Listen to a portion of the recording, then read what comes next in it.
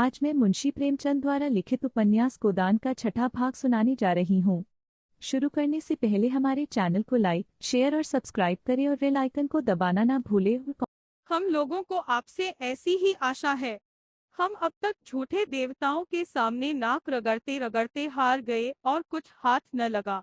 अब हमने आप में सच्चा पथ प्रदर्शक, सच्चा गुरु पाया है और इस शुभ दिन के आनंद में आज हमें एक मन एक प्राण होकर अपने अहंकार को, अपने दम्भ को तिलांजलि दे देना चाहिए।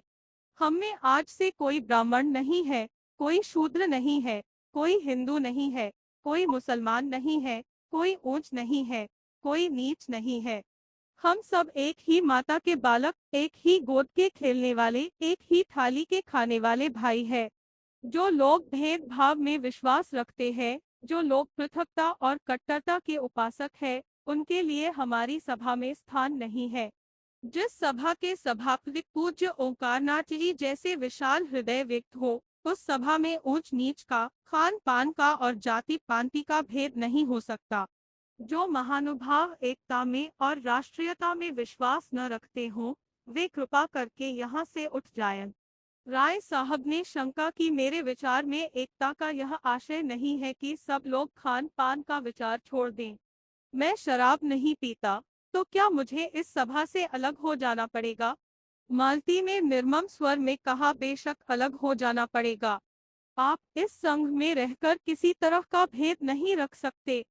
मेहता जी ने घड़े को ठोका, मुझे संदेह है कि हमारे सभापति जी स्वयं खान पान की एकता में विश्वास नहीं रखते हैं।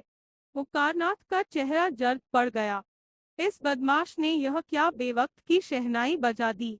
दुष्ट कहीं गड़े मुर्दे न उखाड़ने लगे। नहीं, यह सारा सौभाग्य स्वप्न की भांति शून्य में विलीन हो जाएगा। मिस मालती ने उनके मुंह की ओर जिज्ञासा की दृष्टि से देखकर दृढ़ता से कहा, आपका संदेह निराधार है मेहता महोदय।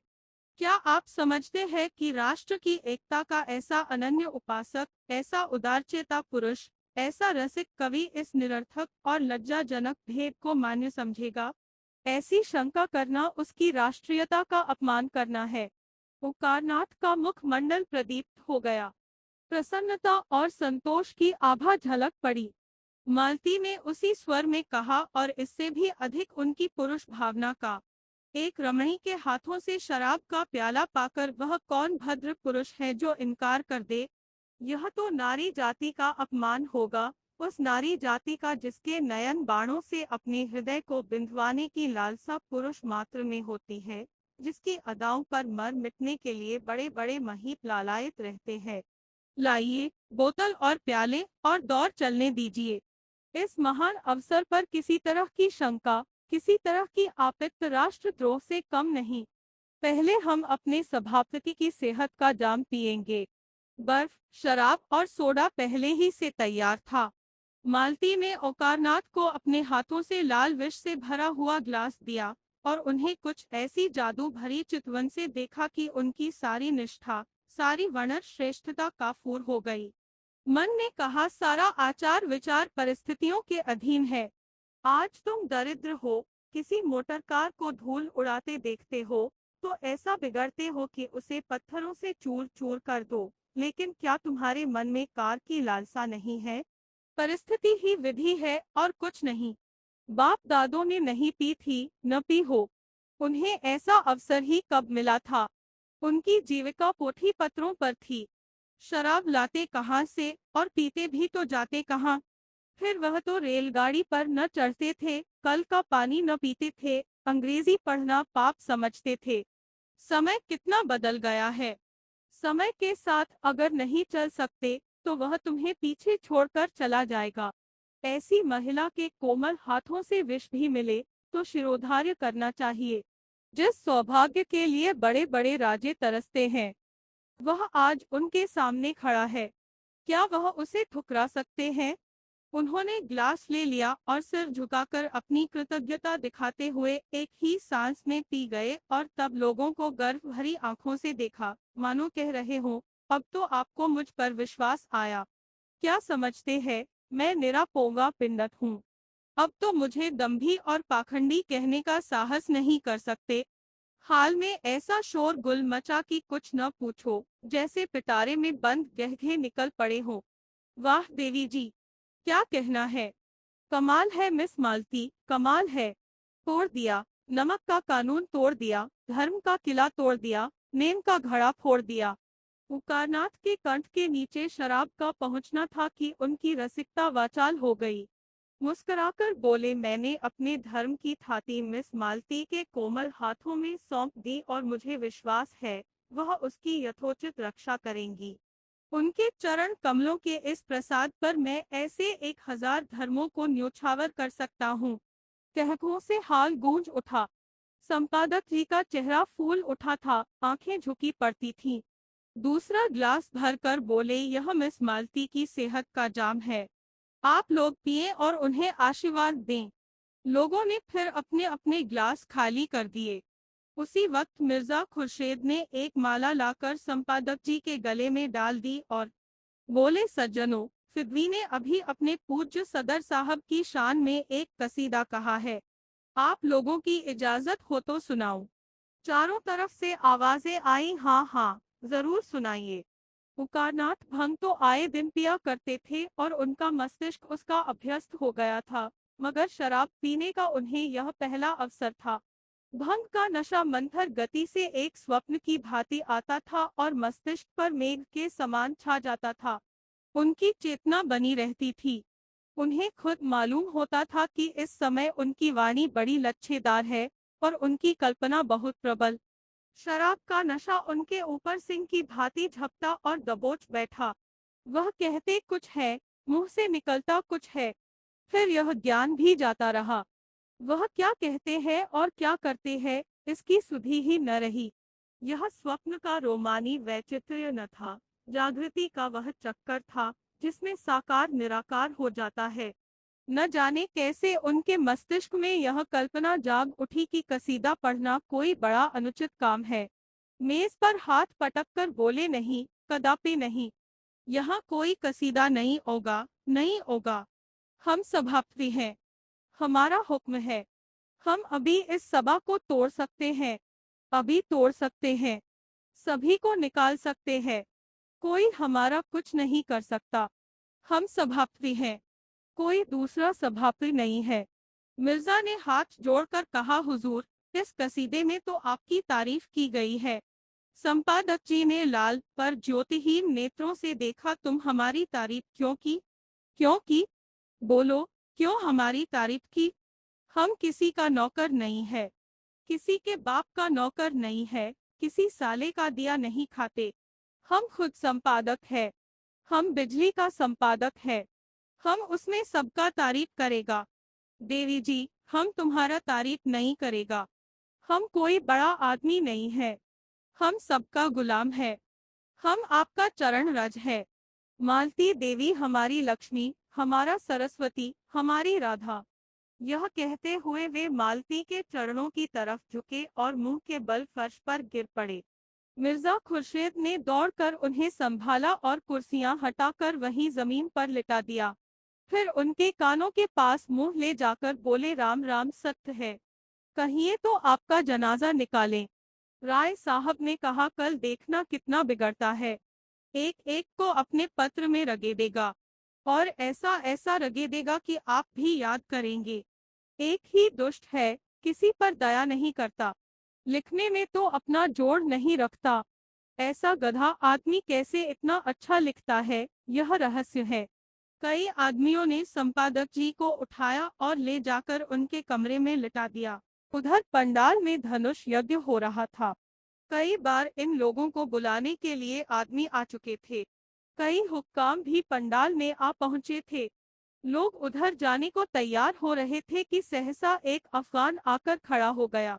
गोरा रंग, बड़ी बड़ी मूंछें, ऊंचा कद, चौड़ा सीना, आंखों में निर्भयता का उन्माद भरा हुआ, ढीला नीचा कुर्ता, पैरों में शलवार, जरी के काम की सदरी, सिर पर पगड़ी और कुलाह, कंधे में चमड़े का बैग लटकाए, कंधे पर बंदूक रखे और कमर में तलवार बांधे न जाने किधर से आ खड़ा हो गया और गरजकर बोला, खबरदार, कोई यहाँ से मत जाओ, हमारा साथ का आदमी पर डाका पड़ा है। यहाँ का जो सरदार है वह हमारा आदमी को लूट लिया है, उसका माल तुमको देना होगा, एक एक कौड़ी देना होगा। कहाँ है सरदार, उसको बुलाओ। राय साहब ने सामने आकर क्रोध भरे स्वर में कहा, कैसी लूट, कैसा डाका, यह तुम लोगों का काम है, यहाँ कोई किसी को नहीं लूटता, साफ साफ कहो क्या मामला है। अफगान ने आंखें निकाली और बंदूक का कुंदा जमीन पर पटककर बोला, हमसे पूछता है कैसा लूट, कैसा डाका, तुम लूटता है, तुम्हारा आदमी लूटता है। हम यहाँ की कोठी का मालिक है, हमारी कोठी में 50 जवान है, हमारा आदमी रुपए तहसील कर लाता था, 1000, वह तुम लूट लिया और कहता है कैसा डाका। हम बतलाएगा कैसा डाका होता है, हमारा 25 जवान अभी आता है, हम तुम्हारा गांव लूट लेगा, कोई साला कुछ नहीं कर सकता, कुछ नहीं कर सकता। खन्ना ने अफगान के तेवर देखे तो चुपके से उठे कि निकल जाए। सरदार ने जोर से डांटा, कान जाता तुम, कोई कहीं नहीं जा सकता, नहीं हम सबको कत्ल कर देगा, अभी फैर कर देगा, हमारा तुम कुछ नहीं कर सकता, हम तुम्हारा पुलिस से नहीं डरता, पुलिस का आदमी हमारा शकल देखकर भागता है, हमारा अपना कांसल है, हम उसको खत लिखकर लाट साहब के पास जा सकता है, हम यान से किसी को नहीं जाने देगा। तुम हमारा 1000 रुपया लूट लिया, हमारा रुपया नहीं देगा तो हम किसी को जिंदा नहीं छोड़ेगा। तुम सब आदमी दूसरों के माल को लूट करता है और यान माशूक के साथ शराब पीता है। मिस मालती उसकी आंख बचाकर कमरे से निकलने लगी कि वह बाज की तरफ टूटकर उनके सामने आ खड़ा हुआ और बोला, तुम इन बदमाशों से हमारा माल दिलवाए, नहीं हम तुमको उठा ले जाएगा और अपनी कोठी में जश्न मनाएगा। तुम्हारा हुस्न पर हम आशिक हो गया, या तो हमको 1000 अभी अभी दे दे या तुमको हमारे साथ चलना पड़ेगा, तुमको हम नहीं छोड़ेगा, हम तुम्हारा आशिक हो गया है, हमारा दिल और जिगर फटा जाता है, हमारा इस जगह 25 जवान है, इस जिला में हमारा 500 जवान काम करता है, हम अपने कबीले का खान है, हमारे कबीला में 10,000 सिपाही है, हम काबुल के अमीर से लड़ सकता है, अंग्रेज सरकार हमको 20,000 सालाना खिराज देता है, अगर तुम हमारा रुपया नहीं देगा तो हम गांव लूट लेगा और तुम्हारा माशूक को उठा ले जाएगा। खून करने में हमको लुत्फ आता है, हम खून का दरिया बहा देगा। मजलिस पर आतंक छा गया। मिस मालती अपना चहकना भूल गईं। खन्ना की पिंडलियां कांप रही थीं। बेचारे चोट चपेट के भय से एक मंजिले बंगले में रहते थे। जीने पर चढ़ना उनके लिए सूली पर चढ़ने से कम न था। गर्मी में भी डर के मारे कमरे में सोते थे। राय साहब को ठकुराई का अभिमान था। वह अपने ही गांव में एक पठान से डर जाना हास्यास्पद समझते थे, लेकिन उसकी बंदूक को क्या करते। उन्होंने जरा भी ची चपड़ किया और इसने बंदूक चलाई। होश तो होते ही है ये सब, और निशाना भी इन सबों का कितना अचूक होता है। अगर उसके हाथ में बंदूक न होती तो राय साहब उससे सींग मिलाने को भी तैयार हो जाते। मुश्किल यही थी कि दुष्ट किसी को बाहर नहीं जाने देता। नहीं, दम के दम में सारा गांव जमा हो जाता और इसके पूरे जत्थे को पीट पाट कर रख देता। आखिर उन्होंने दिल मजबूत किया और जान पर खेलकर बोले, हमने आपसे कह दिया कि हम चोर डाकू नहीं है। मैं यहाँ की कौंसिल का मेंबर हूँ और यह देवी जी लखनऊ की सुप्रसिद्ध डॉक्टर है। यहाँ सभी शरीफ और इज्जतदार लोग जमा है। हमें बिल्कुल खबर नहीं आपके आदमियों को किसने लूटा। आप जाकर थाने में रपट कीजिए। खान ने जमीन पर पैर पटके, पैंतरे बदले और बंदूक को कंधे से उतारकर हाथ में लेता हुआ इस तरह पैरों से कुचल देता है, जमीन पर पांव रगड़ता है। हमारा हाथ मजबूत है, हमारा दिल मजबूत है, हम खुदा ताला के सिवा और किसी से नहीं डरता। तुम हमारा रुपया नहीं देगा तो हम राय साहब की तरफ इशारा कर अभी तुमको कत्ल कर देगा। अपनी तरफ बंदूक की नली देखकर राय साहब झुककर मेज के बराबर आ गए। अजीब मुसीबत में जान फंसी थी। शैतान बरबस कहे जाता है, तुमने हमारे रुपए लूट लिए। न कुछ सुनता है, न कुछ समझता है, न किसी को बाहर जाने आने देता है। नौकर चाकर, सिपाही प्यादे सब धनुष यज्ञ देखने में मग्न थे। जमींदारों के नौकर यूं भी आलसी और कामचोर होते ही है, जब तक 10 दफे न पुकारा जाए बोलते ही नहीं, और इस वक्त तो वे एक शुभ काम में लगे हुए थे। धनुष यज्ञ उनके लिए केवल तमाशा नहीं, भगवान की लीला थी। अगर एक आदमी भी इधर आ जाता तो सिपाहियों को खबर हो जाती और दम भर में खान का सारा खानपन निकल जाता, दाढ़ी के एक एक बाल नुच जाते। कितना गुस्सेवर है, होते भी तो जल्लाद है। न मरने का गम, न जीने की खुशी। मिर्जा साहब ने चकित नेत्रों से देखा। क्या बताऊं, कुछ अक्ल काम नहीं करती। मैं आज अपना पिस्तौल घर ही छोड़ आया, नहीं मजा चखा देता। खन्ना रोना मुंह बनाकर बोले, कुछ रुपए देकर किसी तरह इस बला को टालिए। राय साहब ने मालती की ओर देखा। देवी जी, अब आपकी क्या सलाह है? मालती का मुख मंडल तमतमा रहा था। बोली, होगा क्या, मेरी इतनी बेइज्जती हो रही है और आप लोग बैठे देख रहे हैं। बोस मर्दों के होते एक उजड्डा पठान मेरी इतनी दुर्गति कर रहा है और आप लोगों के खून में जरा भी गमीर नहीं आती। आपको जान इतनी प्यारी है, क्यों एक आदमी बाहर जाकर शोर नहीं मचाता? क्यों आप लोग उस पर झपटकर उसके हाथ से बंदूक नहीं छीन लेते? बंदूक ही तो चलाएगा, चलाने दो। एक या दो की जान ही तो जाएगी, जाने दो। मगर देवी जी मर जाने को जितना आसान समझती थी और लोग न समझते थे। कोई आदमी बाहर निकलने की फिर हिम्मत करे और पठान गुस्से में आकर 10-5 फेर कर दे तो यहाँ सफाया हो जाएगा। बहुत होगा, पुलिस उसे फांसी की सजा दे देगी। वह भी क्या ठीक, एक बड़े कबीले का सरदार है। उसे फांसी देते हुए सरकार भी सोच विचार करेगी। ऊपर से दबाव पड़ेगा। राजनीति के सामने न्याय को कौन पूछता है? हमारे ऊपर उल्टे मुकदमे दायर हो जाएं और दंडकारी पुलिस बिठा दी जाए तो आश्चर्य नहीं। कितने मजे से हंसी मजाक हो रहा था। अब तक ड्रामा का आनंद उठाते होते। इस शैतान ने आकर एक नई विपत्ति खड़ी कर दी, और ऐसा जान पड़ता है बिना दो एक खून किए मानेगा भी नहीं। खन्ना ने मालती को फटकारा, देवी जी, आप तो हमें ऐसा लताड़ रही है मानो अपनी प्राण रक्षा करना कोई पाप है। प्राण का मोह प्राणी मात्र में होता है और हम लोगों में भी हो तो कोई लज्जा की बात नहीं। आप हमारी जान इतनी सस्ती समझती है, यह देखकर मुझे खेद होता है। 1000 का ही तो मुआमला है। आपके पास मुफ्त के 1000 है, उसे देकर क्यों नहीं विदा कर देती? आप खुद अपनी बेइज्जती करा रही है, इसमें हमारा क्या दोष? राय साहब ने गर्म होकर कहा, अगर इसने देवी जी को हाथ लगाया तो चाहे मेरी लाश यही तड़पने लगे, मैं उससे भिड़ जाऊंगा। आखिर वह भी आदमी ही तो है। मिर्जा साहब ने संदेह से सिर हिलाकर कहा, राय साहब, आप अभी इन सबों के मिजाज से वाकिफ नहीं है। यह खैर करना शुरू करेगा तो फिर किसी को जिंदा न छोड़ेगा। इनका निशाना बेखता होता है। तंखा बेचारे आने वाले चुनाव की समस्या सुलझने आए थे। 10-5 हजार का वारा न्यारा करके घर जाने का स्वप्न देख रहे थे। यह जीवन ही संकट में पड़ गया। बोले, सबसे सरल उपाय वही है जो अभी खन्ना जी ने बतलाया। 1000 ही की बात है और रुपए मौजूद है, तो आप लोग क्यों इतना सोच विचार कर रहे हैं? मिस मालती ने तंखा को तिरस्कार भरी आंखों से देखा। आप लोग इतने कायर हैं, यह मैं न समझती थी। मैं भी यह न समझता था कि आपको रुपए इतने प्यारे हैं और वह भी मुफ्त के। जब आप लोग मेरा अपमान देख सकते हैं तो अपने घर की स्त्रियों का अपमान भी देख सकते होंगे। तो आप भी पैसे के लिए अपने घर के पुरुषों को होम करने में संकोच न करेंगी। खान इतनी देर तक झल्लाया हुआ सा इन लोगों की गिटपिट सुन रहा था।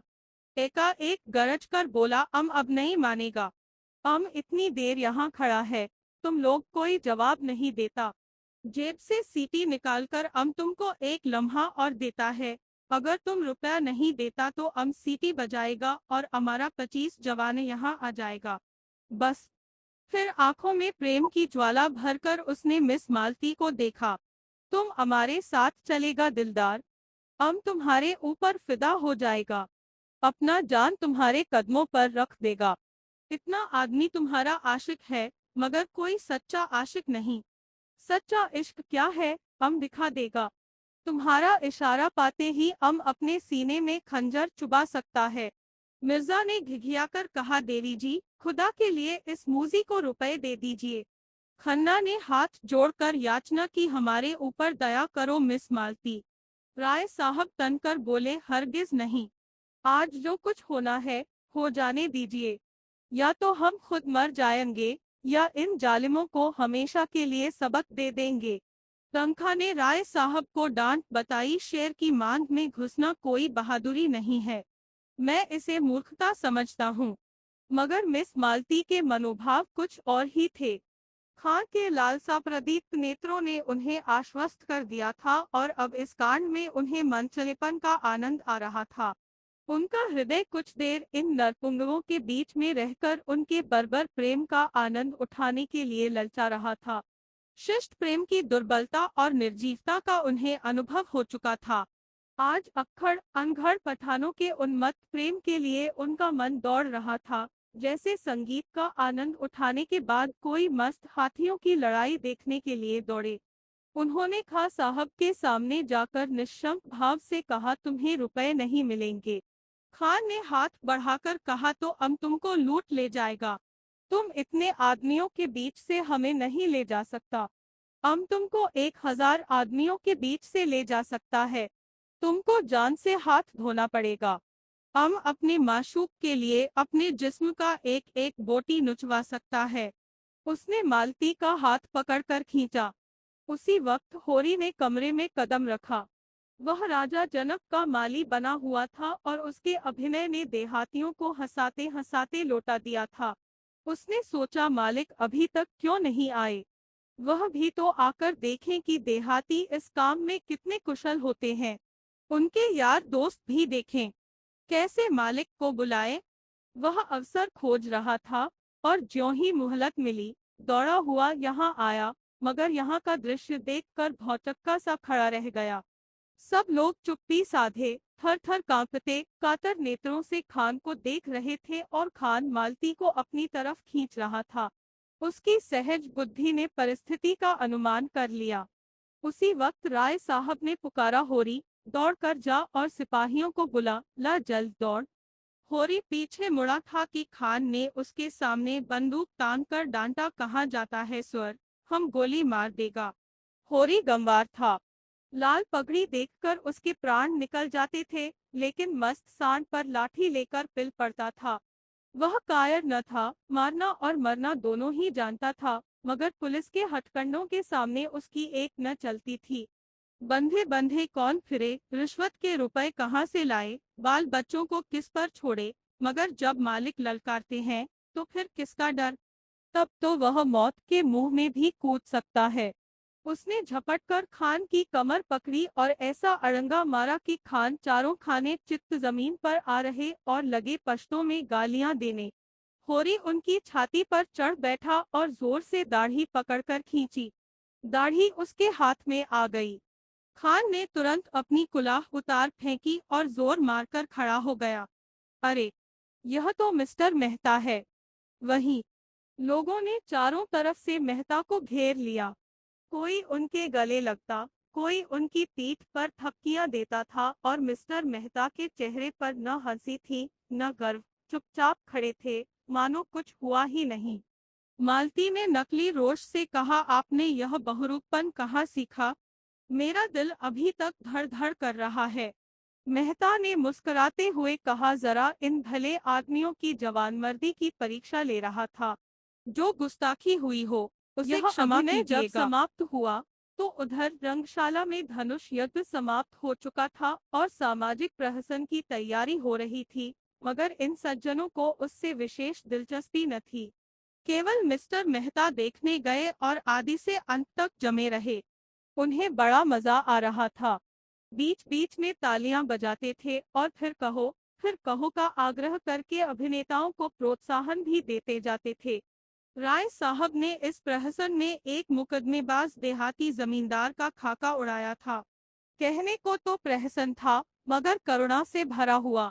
नायक का बात बात में कानून की धाराओं का उल्लेख करना, पत्नी पर केवल इसलिए मुकदमा दायर कर देना कि उसने भोजन तैयार करने में जरा सी देर कर दी, फिर वकीलों के नखरे और देहाती गवाहों की चालाकियां और झांसे, पहले गवाही के लिए चटपट तैयार हो जाना, मगर इजलास पर तलबी के समय खूब मनावन कराना और नाना प्रकार के फरमाइशें करके उल्लू बनाना, ये सभी दृश्य देखकर लोग हंसी के मारे लौटे जाते थे।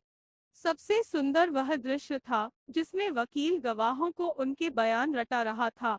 गवाहों का बार बार भूले करना, वकील का बिगड़ना, फिर नायक का देहाती बोली में गवाहों को समझाना और अंत में इजलास पर गवाहों का बदल जाना ऐसा सजीव और सत्य था कि मिस्टर मेहता उछल पड़े और तमाशा समाप्त होने पर नायक को गले लगा लिया और सभी नटों को एक एक मेडल देने की घोषणा की।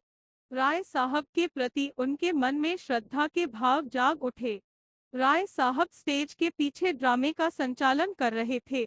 मेहता दौड़कर उनके गले लिपट गए और मुग्ध होकर बोले, आपकी दृष्टि इतनी पैनी है, इसका मुझे अनुमान न था। दूसरे दिन जलपान के बाद शिकार का प्रोग्राम था। वहीं किसी नदी के तट पर बाग में भोजन बने, खूब जल क्रीड़ा की जाए और शाम को लोग घर आए, देहाती जीवन का आनंद उठाया जाए। जिन मेहमानों को विशेष काम था वह तो विदा हो गए, केवल वे ही लोग बच रहे जिनकी राय साहब से घनिष्ठता थी। मिसेस खन्ना के सिर में दर्द था, न जा सकी, और संपादक जी इस मंडली से जले हुए थे और इनके विरुद्ध एक लेखमाला निकालकर इनकी खबर लेने के विचार में मग्न थे। सब के सब छटे हुए गुंडे हैं, हराम के पैसे उड़ाते हैं और मूंछों पर ताव देते हैं। दुनिया में क्या हो रहा है, इन्हें क्या खबर। इनके पड़ोस में कौन मर रहा है, इन्हें क्या परवाह। इन्हें तो अपने भोग विलास से काम है। यह मेहता जो फिलासफर बना फिरता है, उसे यही धुन है कि जीवन को संपूर्ण बनाओ। महीने में 1000 मार लेते हो, तुम्हें अख्तियार है, जीवन को संपूर्ण बनाओ या परिपूर्ण बनाओ।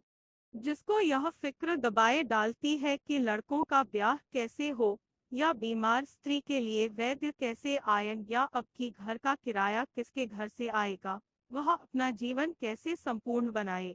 छोटे सांड बने दूसरों के खेत में मुंह मारते फिरते हो और समझते हो संसार में सब सुखी है। तुम्हारी आंखें तब खुलेंगी जब क्रांति होगी और तुमसे कहा जाएगा, बचा, खेत में चलकर हल जोतो। तब देखें तुम्हारा जीवन कैसे संपूर्ण होता है। और वह जो है मालती, जो 72 घाटों का पानी पीकर भी मिस बनी फिरती है, शादी नहीं करेगी, इससे जीवन बंधन में पड़ जाता है, और बंधन में जीवन का पूरा विकास नहीं होता। बस जीवन का पूरा विकास इसी में है कि दुनिया को लूटे जाओ और निर्द्वंद्व विलास किए जाओ। सारे बंधन तोड़ दो, धर्म और समाज को गोली मारो, जीवन के कर्तव्यों को पास न फटकने दो, बस तुम्हारा जीवन संपूर्ण हो गया। इससे ज्यादा आसान और क्या होगा। माँ बाप से नहीं पटती, उन्हें धता बताओ, शादी मत करो, यह बंधन है, बच्चे होंगे, यह मोहपाश है, मगर टैक्स क्यों देते हो। कानून भी तो बंधन है, उसे क्यों नहीं तोड़ते, उससे क्यों कन्नी काटते हो। जानते हो न कि कानून की जरा भी अवज्ञा की और बेड़ियां पड़ जाएंगी। बस वही बंधन तोड़ो जिसमें अपनी भोग लिप्सा में बाधा नहीं पड़ती। रस्सी को सांप बनाकर पीटो और 30 मार्खा बनो। जीते सांप के पास जाओ ही क्यों, वह फुकार भी मारेगा तो लहरें आने लगेंगी। उसे आते देखो तो तुम दबाकर भागो। यह 8 बजे तुम्हारा शिकार संपूर्ण पार्टी जीवन चली। है। खन्ना ने कभी शिकार न खेला था, बंदूक की आवाज से कांपते थे, लेकिन मिस मालती जा रही थी, वह कैसे रुक सकते थे। मिस्टर तंखा को अभी तक इलेक्शन के विषय में बातचीत करने का अवसर न मिला था। शायद वहां वह अवसर मिल जाए। राय साहब अपने इस इलाके में बहुत दिनों से नहीं गए थे। वहां का रंग ढंग देखना चाहते थे। कभी कभी इलाके में आने जाने से आदमियों से एक संबंध भी हो जाता है और रोब भी रहता है। कारकुन और प्यादे भी सचेत रहते हैं। मिर्जा खुर्शीद को जीवन के नए अनुभव प्राप्त करने का शौक था, विशेषकर ऐसे जिनमें कुछ साहस दिखाना पड़े। मिस मालती अकेले कैसे रहती, उन्हें तो रसिकों का जमघट चाहिए। केवल मिस्टर मेहता शिकार खेलने के सच्चे उत्साह से जा रहे थे। राय साहब की इच्छा तो थी कि भोजन की सामग्री, रसोइया, कहार, खिदमतगार सब साथ चले, लेकिन मिस्टर मेहता ने उसका विरोध किया। खन्ना ने कहा, आखिर वहां भोजन करेंगे या भूखों मरेंगे? मेहता ने जवाब दिया, भोजन क्यों न करेंगे, लेकिन आज हम लोग खुद अपना सारा काम करेंगे। देखना तो चाहिए कि नौकरों के बगैर हम जिंदा रह सकते हैं या नहीं। मिस मालती पकाएंगी और हम लोग खाएंगे। देहातों में हांडियां और पत्तल मिल ही जाते हैं और ईंधन की कोई कमी नहीं। शिकार हम करेंगे ही। मालती ने गिला किया, क्षमा कीजिए, आपने रात मेरी कलाई इतनी जोर से पकड़ी कि अभी तक दर्द हो रहा है। काम तो हम लोग करेंगे, आप केवल बताती जाइएगा। मिर्जा खुर्शीद बोले, अजी आप लोग तमाशा देखते रहिएगा, मैं सारा इंतजाम कर दूंगा। बात ही कौन सी है, जंगल में हांडी और बर्तन ढूंढना हिमाकत है। हिरन का शिकार कीजिए, भुनिए, खाइए और वहीं दरख्त के साये में खर्राटे लीजिए। यही प्रस्ताव स्वीकृति हुआ। 2 मोटरें चली। एक मिस मालती ड्राइव कर रही थी, दूसरी खुद राय साहब। कोई 20-25 मील पर पहाड़ी प्रांत शुरू हो गया। दोनों तरफ ऊंची पर्वतमाला दौड़ी चली आ रही थी। सड़क भी पेचदार होती जाती थी। कुछ दूर की चढ़ाई के बाद एकाएक डाल आ गया और मोटर नीचे की ओर चली। दूर से नदी का पाट नजर आया। किसी रोगी की भांति दुर्बल निस्पंद कगार पर एक घने वटवृक्ष की छांव में कारें रोक दी गईं और लोग उतरे। यह सलाह हुई कि 2-2 की टोली बने और शिकार खेलकर 12 बजे तक यहाँ आ जाए। मिस मालती मेहता के साथ चलने को तैयार हो गईं। खन्ना मन में ऐंठ कर रह गए। जिस विचार से आए थे उसमें जैसे पंचर हो गया। अगर जानते मालती दगा देगी तो घर लौट जाते, लेकिन राय साहब का साथ उतना रोचक न होते हुए भी बुरा न था। उनसे बहुत सी मुआमले की बात करनी थी। खुर्शीद और तंखा बच रहो। उनकी टोली बनी बनाई थी। तीनों टोलियां एक एक तरफ चल दी। कुछ दूर तक पथरीली पगडंडी पर मेहता के साथ चलने के बाद मालती ने कहा, तुम तो चले ही जाते हो, जरा दम ले लेने दो। मेहता मुस्कराए, अभी तो हम 1 मील भी नहीं आए, अभी से थक गईं। थकी नहीं, लेकिन क्यों न जरा दम ले लो। जब तक कोई शिकार हाथ न आ जाए हमें आराम करने का अधिकार नहीं। मैं शिकार खेलने न आई थी। मेहता ने अनजान बनकर कहा, अच्छा यह मैं न जानता था। फिर क्या करने आई थी? अब तुमसे क्या बताऊं। हिरनों का एक झुंड चरता हुआ नजर आया। दोनों एक चट्टान की आड़ में छिप गए और निशाना बांधकर गोली चलाई। निशाना खाली गया। झुंड भाग निकला। मालती ने पूछा, अब? कुछ नहीं, चलो फिर कोई शिकार मिलेगा। दोनों कुछ देर तक चुपचाप चलते रहे। फिर मालती ने जरा रुककर कहा, गर्मी के मारे बुरा हाल हो रहा है, आओ इस वृक्ष के नीचे बैठ जाएं। अभी नहीं। तुम बैठना चाहती हो तो बैठो। मैं तो नहीं बैठता। बड़े निर्दयी हो तुम, सच कहती हूँ। जब तक कोई शिकार न मिल जाए मैं बैठ नहीं सकता। तब तो तुम मुझे मार ही डालोगे। अच्छा बताओ, रात तुमने मुझे इतना क्यों सताया? मुझे तुम्हारे ऊपर बड़ा क्रोध आ रहा था। याद है तुमने मुझे क्या कहा था? तुम हमारे साथ चलेगा दिलदार। मैं न जानती थी तुम इतने शरीर हो। अच्छा सच कहना, तुम उस वक्त मुझे अपने साथ ले जाते? मेहता ने कोई जवाब न दिया, मानो सुना ही नहीं। दोनों कुछ दूर चलते रहे। एक तो जेठ की धूप, दूसरे पथरीला रास्ता। मालती थक कर बैठ गईं। मेहता खड़े खड़े बोले, अच्छी बात है, तुम आराम कर लो, मैं यहीं आ जाऊंगा। मुझे अकेले छोड़कर चले जाओगे? मैं जानता हूँ तुम अपनी रक्षा कर सकती हो। कैसे जानते हो? नए युग की देवियों की यही सिफत है। वह मर्द का आश्रय नहीं चाहती, उससे कंधा मिलाकर चलना चाहती है। मालती ने झेपते हुए कहा, तुम कोरे फिलासफर हो मेहता, सच। सामने वृक्ष पर एक मोर बैठा हुआ था। मेहता ने निशाना साधा और बंदूक चलाई। मोर उड़ गया। मालती प्रसन्न होकर बोली, बहुत अच्छा हुआ, मेरा शाप पड़ा। मेहता ने बंदूक कंधे पर रखकर कहा, तुमने मुझे नहीं, अपने आप को शाप दिया। शिकार मिल जाता तो मैं तुम्हें 10 मिनट की मोहलत देता, अब तो तुमको फौरन चलना पड़ेगा। मालती उठकर मेहता का हाथ पकड़ती हुई बोली, फिलासफरों के शायद हृदय नहीं होता। तुमने अच्छा किया विवाह नहीं किया, उस गरीब को मार ही डालते, मगर मैं यो न छोड़ूंगी। तुम मुझे छोड़कर नहीं जा सकते। मेहता ने एक झटके से हाथ छुड़ा लिया और आगे बढ़े। मालती सजल नेत्र होकर बोली, मैं कहती हूँ मत जाओ, नहीं मैं इसी चट्टान पर सिर पटक दूंगी। मेहता ने तेजी से कदम बढ़ाए। मालती उन्हें देखती रही। जब वह 20 कदम निकल गए तो झुंझलाकर उठी और उनके पीछे दौड़ी। अकेले विश्राम करने में कोई आनंद न था। समीप आकर बोली, मैं तुम्हें इतना पशु न समझती थी। मैं जो हिरन मारूंगा उसकी खाल तुम्हें भेंट करूंगा। खाल जाए भाड़ में, मैं अब तुमसे बात न करूंगी। कहीं हम लोगों के हाथ कुछ न लगा और दूसरों ने अच्छे शिकार मारे तो मुझे बड़ी झेप होगी। एक चौड़ा नाला मुंह फैलाए बीच में खड़ा था। बीच की चट्टानें उसके दांतों से लगती थीं। धार में इतना वेग था कि लहरें उछली पड़ती थीं।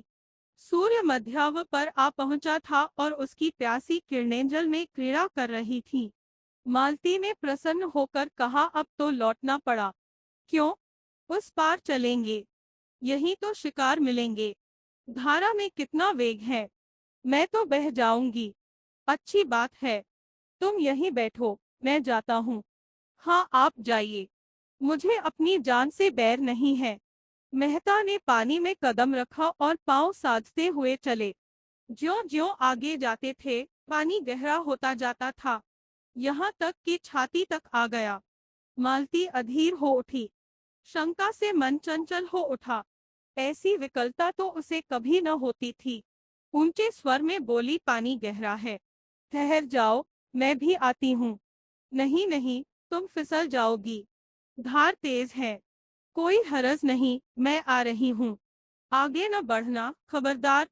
मालती साड़ी ऊपर चढ़ाकर नाले में बैठी, मगर 10 हाथ आते आते पानी उसकी कमर तक आ गया। मेहता घबराए, दोनों हाथ से उसे लौट जाने को कहते हुए बोले, तुम यहाँ मत आओ मालती, यहाँ तुम्हारी गर्दन तक पानी है। मालती ने एक कदम और आगे बढ़कर कहा, होने दो, तुम्हारी यही इच्छा है कि मैं मर जाऊं तो तुम्हारे पास ही मरूंगी। मालती पेट तक पानी में थी। धार इतनी तेज थी कि मालूम होता था कदम उखड़ा। मेहता लौट पड़े और मालती को एक हाथ से पकड़ लिया। मालती ने नशीली आंखों में रोष भरकर कहा, मैंने तुम्हारे जैसे बेदर्द आदमी कभी न देखा था, बिल्कुल पत्थर हो। खैर आज सता लो, जितना सताते बने, मैं भी कभी समझूंगी। मालती के पांव उखड़ते हुए मालूम हुए। वह बंदूक संभालती हुई उनसे चिमट गई। मेहता ने आश्वासन देते हुए कहा, तुम यहाँ खड़ी नहीं रह सकती, मैं तुम्हें अपने कंधे पर बिठाए लेता हूँ। मालती ने भ्रुकुटी टेढ़ी करके कहा, तो उस पार जाना क्या इतना जरूरी है? मेहता ने कुछ उत्तर न दिया। बंदूक कनपई से कंधे पर दबा ली और मालती को दोनों हाथों से उठाकर कंधे पर बैठा लिया। मालती अपनी पुलक को छिपाती हुई बोली, अगर कोई देख ले, भय तो लगता है। 2 पग के बाद उसने करुण स्वर में कहा, अच्छा बताओ, मैं यहीं पानी में डूब जाऊं तो तुम्हें रंज हो या न हो? मैं तो समझती हूँ तुम्हें बिल्कुल रंज न होगा। मेहता ने आहत स्वर से कहा, तुम समझती हो मैं आदमी नहीं हूँ? मैं तो यही समझती हूँ, क्यों छिपाऊं? सच कहती हो मालती, तुम क्या समझते हो? मैं कभी बतलाऊंगा। पानी मेहता के गर्दन तक आ गया, कहीं अगला कदम उठाते ही सिर तक न आ जाए। मालती का हृदय धक धक करने लगा। बोली, मेहता, ईश्वर के लिए अब आगे मत जाओ, नहीं, मैं पानी में कूद पड़ूंगी। उस संकट में मालती को ईश्वर याद आया, जिसका वह मजाक उड़ाया करती थी। जानती थी ईश्वर कहीं बैठा नहीं है जो आकर उन्हें उबार लेगा, लेकिन मन को जिस अवलंबन और शक्ति की जरूरत थी वह और कहाँ मिल सकती थी। पानी कम होने लगा था। मालती ने प्रसन्न होकर कहा, अब तुम मुझे उतार दो। नहीं नहीं, चुपचाप बैठी रहो, कहीं आगे कोई गड्ढा मिल जाए। तुम समझते होगे यह कितनी स्वार्थनी है, मुझे इसकी मजदूरी दे देना। मालती के मन में गुदगुदी हुई। क्या मजदूरी लोगे? यही कि जब तुम्हें जीवन में ऐसा ही कोई अवसर आए तो मुझे बुला लेना। किनारे आ गए। मालती ने रेत पर अपनी साड़ी का पानी निचोड़ा, जूते का पानी निकाला, मुंह हाथ धोया, पर ये शब्द अपने रहस्यमय आशय के साथ उसके सामने नाचते रहे। उसने इस अनुभव का आनंद उठाते हुए कहा, यह दिन याद रहेगा। मेहता ने पूछा, तुम बहुत डर रही थी? पहले तो डरी, लेकिन फिर मुझे विश्वास हो गया कि तुम हम दोनों की रक्षा कर सकते हो। मेहता ने गर्व से मालती को देखा, इनके मुख पर परिश्रम की लाली के साथ तेज था। मुझे यह सुनकर कितना आनंद आ रहा है, तुम यह समझ सकोगी मालती? तुमने समझाया कब? उल्टे और जंगलों में घसीटते फिरते हो, और अभी फिर लौटती बार यही नाला पार करना पड़ेगा। तुमने कैसी आफत में जान डाल दी? मुझे तुम्हारे साथ रहना पड़े तो एक दिन न पटे। मेहता मुस्कराए। इन शब्दों का संकेत खूब समझ रहे थे। तुम मुझे इतना दुष्ट समझती हो, और जो मैं कहूँ कि तुमसे प्रेम करता हूँ, मुझसे विवाह करोगी? ऐसे काठ कठोर से कौन विवाह करेगा? रात दिन जलाकर मार डालोगे? और मधुर नेत्रों से देखा, मानी कह रही हो इसका आशय तुम खूब समझते हो, इतने बुद्धू नहीं हो। मेहता ने जैसे सचेत होकर कहा, तुम सच कहती हो मालती। मैं किसी रमणी को प्रसन्न नहीं रख सकता, मुझसे कोई स्त्री प्रेम का स्वांग नहीं कर सकती। मैं इसके अंतस्तल तक पहुंच जाऊंगा, फिर मुझे उससे अरुचि हो जाएगी। मालती कांप उठी। इन शब्दों में कितना सत्य था। उसने पूछा, बताओ तुम कैसे प्रेम से संतुष्ट होगे? बस यही कि जो मन में हो वही मुख पर हो। मेरे लिए रंग माइनस माइनस प और हाव भाव और नाजो अंदाज का मूल्य इतना ही है जितना होना चाहिए। मैं वह भोजन चाहता हूँ जिससे आत्मा की तृप्ति हो। उत्तेजक और शोषक पदार्थों की मुझे जरूरत नहीं। मालती ने ओठ सिकोड़कर ऊपर सांस खींचते हुए कहा, तुमसे कोई पेश न पाएगा, एक ही घाघ हो। अच्छा बताओ, मेरे विषय में तुम्हारा क्या ख्याल है? मेहता ने नटखटपन से मुस्कुराकर कहा, तुम सब कुछ कर सकती हो, बुद्धिमती हो, चतुर हो, प्रतिभावान हो, दयालु हो, चंचल हो, स्वाभिमानी हो, त्याग कर सकती हो, लेकिन प्रेम नहीं कर सकती। मालती ने पैनी दृष्टि से ताककर कहा, झूठे हो तुम, बिल्कुल झूठे। मुझे तुम्हारा यह दावा निस्सार मालूम होता है कि तुम नारी हृदय तक पहुंच जाते हो। दोनों नाले के किनारे किनारे चले जा रहे थे। 12 बज चुके थे, पर अब मालती को न विश्राम की इच्छा थी न लौटने की। आज के संभाषण में उसे एक ऐसा आनंद आ रहा था जो उसके लिए बिल्कुल नया था।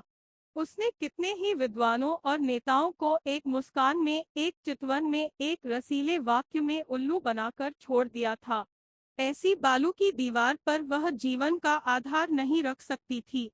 आज उसे वह कठोर, ठोस, पत्थर सी भूमि मिल गई थी जो फावड़ों से चिंगारियां निकाल रही थी, और उसकी कठोरता उसे उत्तरोत्तर मोह लेती थी। धायन की आवाज हुई। एक लालसर नाले पर उड़ा जा रहा था।